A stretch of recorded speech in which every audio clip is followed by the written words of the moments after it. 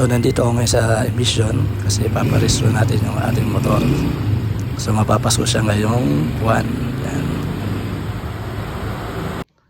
Yung kasamaang palad, di tayo napagparestro.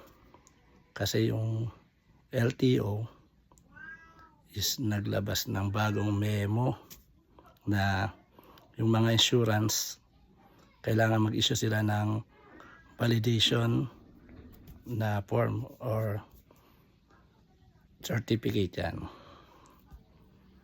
So hindi pa yata alam ng mga ibang insurance, kaya yung iba wala pa. Kaya kung kayo magpapareso ng sasakyan nyo, kailangan make sure na pupuntahan yung insurance is meron na silang available na validation certificate. So yun na nga, kaya waiting lang ako ng paglabas ng aking validation sa insurance. Sige, yun lang.